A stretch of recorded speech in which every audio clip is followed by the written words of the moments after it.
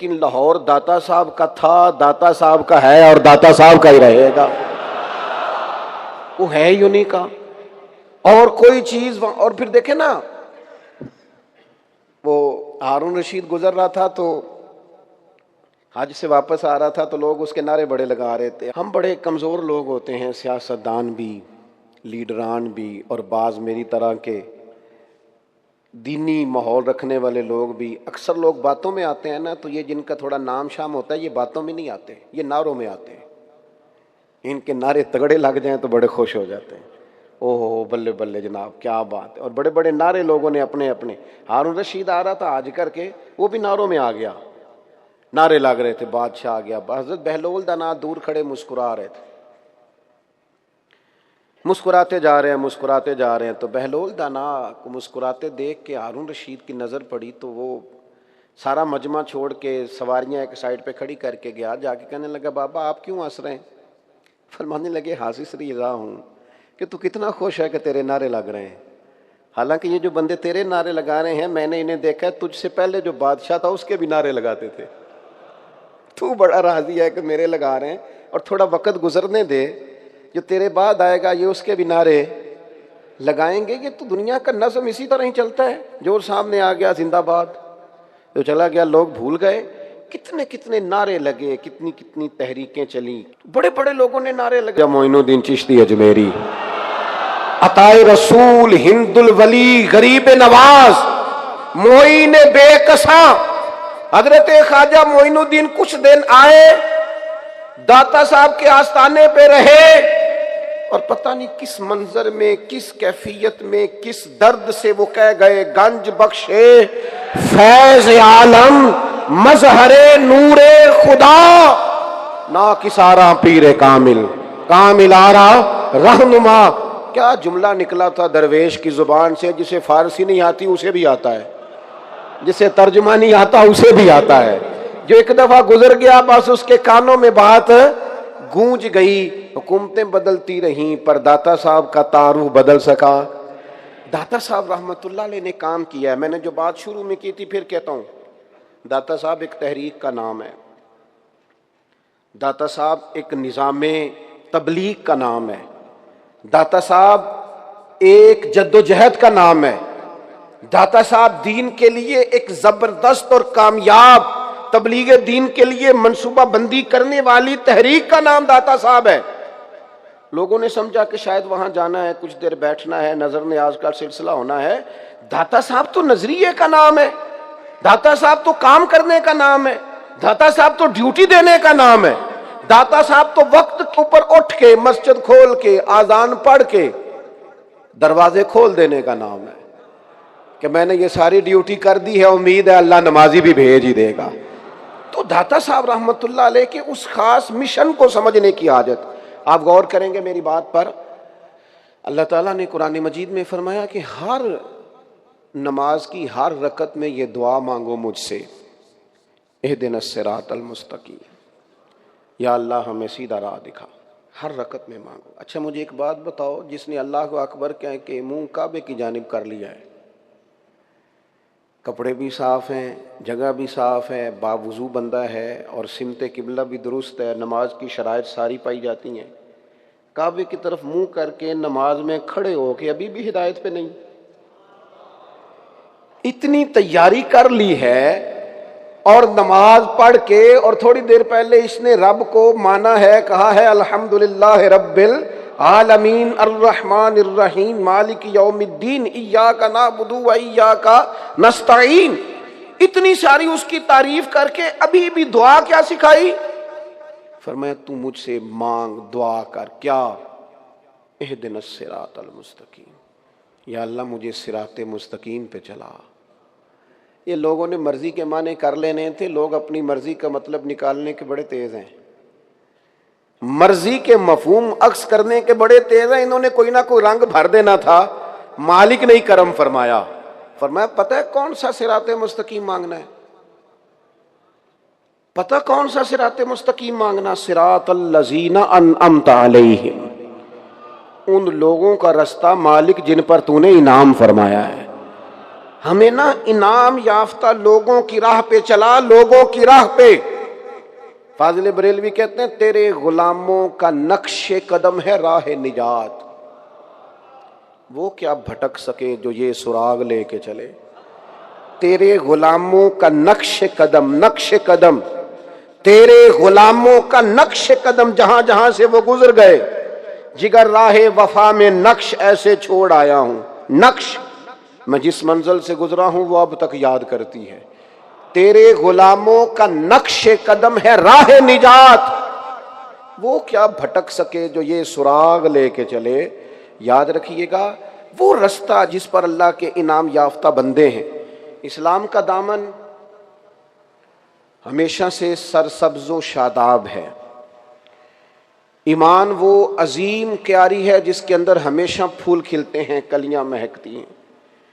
اسلام بڑے بڑے کٹھن مرحلے آئے اور بڑے بڑے آزمائش کے دور دین نے دیکھے، لیکن یاد رکھنا اسلام کے آنگن میں ہمیشہ پھول کھلتے رہے۔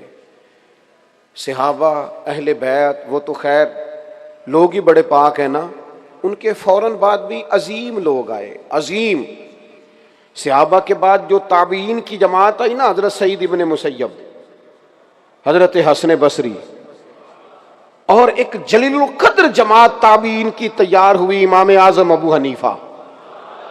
اس کے بعد جو لوگ آئے تبع تابعین، ان کے اندر بھی تقویٰ، پرہیزگاریاں، عبادتیں، ریاضتیں، اور یہ سلسلہ تسلسل سے آگے بڑھا۔ حضرت امام جعفر صادق، حضرت سیدنا جنید بغدادی، حضرت شیخ ابو بکر شبلی، حضرت معروف کرخی، پھر تھوڑا سا وقت آگے گزرا تو داتا گانج بخش علی اجویری، پھر غوث اعظم جیلانی، اور پھر حضرت معین الملت خواجہ معین الدین چشتی اجمیری۔ اور جب محدثین کی طرف رخ کریں تو امام بخاری، امام مسلم، امام ترمذی، امام نسائی، بڑے بڑے نام۔ اور فقہا کی طرف نظر کریں تو امام شافعی، امام احمد بن حنبل، حضرت امام مالک، حضرت امام محمد، امام نخعی، بڑے بڑے نام آپ کو نظر آئیں گے۔ ہر دور میں دین اسلام کے دامن میں بڑے بڑے شاداب لوگ رہے۔ ہمارے ہاں نا کچھ عرصے سے ایک سازش چل رہی ہے، لوگ یہ باور کرانا چاہتے ہیں کہ معاذ اللہ شاید اسلام میں کچھ وقت ایسا گزرا ہے کہ یہ کھیتی شاید ویران ہو گئی تھی، اس میں تسلسل نہیں رہا تھا، شاید فلاں فلاں فلاں فلاں وقت پر کوئی بندہ ہی نہیں تھا دین پر عمل کرنے والا۔ او بھئی ایسا ہو نہیں سکتا، اس لیے کہ رسول کریم آخری ہیں اور یہ دین بھی اللہ کا آخری دین ہے۔ جس طرح اقبال کہتے ہیں جس طرح نبی پاک علیہ السلام پر نبوت ختم ہوئی، شریعت بھی مکمل ہوئی، اب اسی پر قیامت تک عمل کرنا۔ کچھ لوگ بلا وجہ کا ذہنوں میں انتشار پیدا کرتے ہیں۔ یہ جو بزرگان دین کا تسلسل ہے نا، اس کا معنی یہ ہے کہ دین کے باغ میں ہمیشہ شادابی رہی ہے، پھول کھلتے رہے ہیں، توانائی موجود رہی۔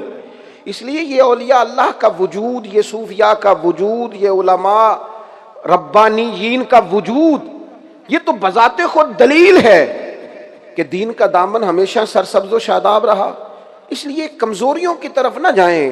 ہمارے زمانے میں نا وہ آدمی زیادہ عروج پاتا ہے جو بڑے لوگوں کو ٹارگٹ کرتا ہے۔ اپنی شہرت پانے کے لیے لوگ بعض اوقات بڑے بڑے لوگوں کی مخالفت کرتے ہیں۔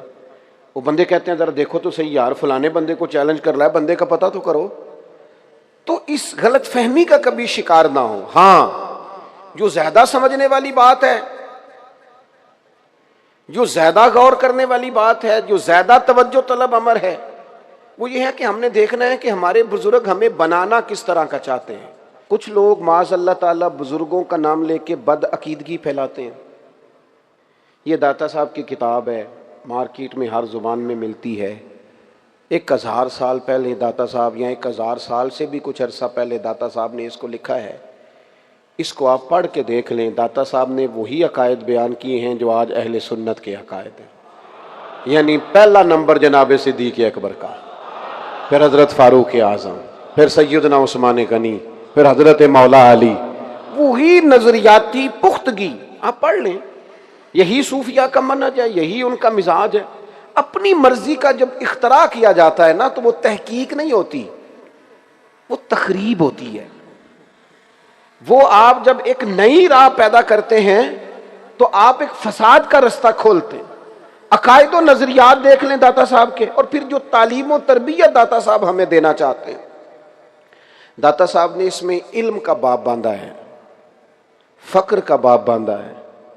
داتا صاحب رحمت اللہ علیہ نے صحابہ اور اہل بیت کی عظمتوں کے باب باندھے ہیں، بزرگان دین اولیاء کرام کی سیرت، ان کے ارشادات اس کے اندر بیان فرمائے۔ داتا صاحب رحمت اللہ علیہ نے اپنی اس کتاب کے اندر اظہار کا، قربانی کا، خودداری کا، عزت نفس کا، صبر کا، شکر کا پیغام دیا۔ ہم ساری زندگی گزار دیتے ہیں، لیکن جو ہمارے بزرگ ہمیں بنانا چاہتے ہیں وہ نہیں بنتے۔ میں آج اس اجتماع میں اپنے بڑے دکھی دل کے ساتھ ایک بات عرض کرنا چاہتا ہوں۔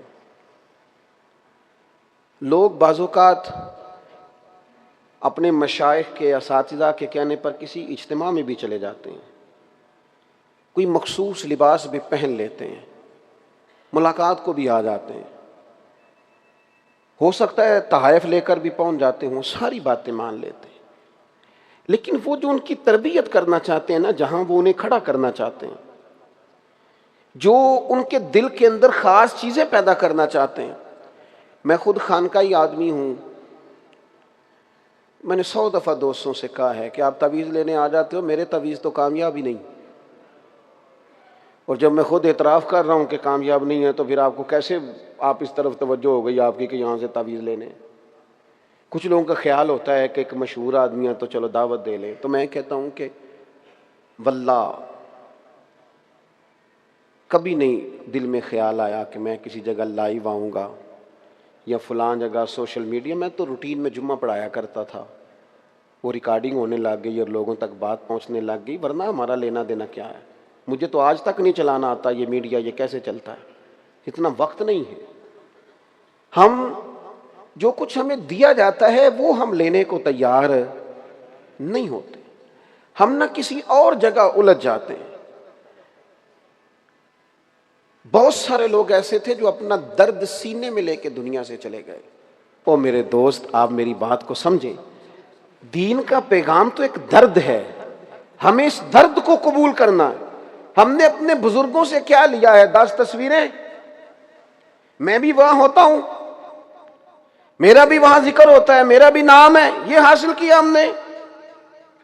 میں 1000 بار کہہ چکا ہوں، داتا صاحب جب بھی جانا، داتا صاحب کی خدمات کو سلام پیش کرنے جانا، اس فیض کے لیے جانا جو داتا صاحب نے رسول پاک کی اولاد ہونے کی نسبت امت میں تقسیم فرمایا ہے۔ ہم نے کیا سیکھا ہے، کیا لیا ہے؟ ساری زندگی بیت گئی، تقریریں سنو، تقریریں کرو، یہاں بھی محفل ہو جائے، وہاں بھی جلسہ ہو جائے، یہاں بھی تھوڑی دیر کے لیے آ جائیں، نتیجہ کیا لیا ہے؟ رزلٹ کیا ہے؟ اپنی زندگی میں وہ انقلاب لاؤ نا جو داتا صاحب پیش کرنا چاہتے ہیں۔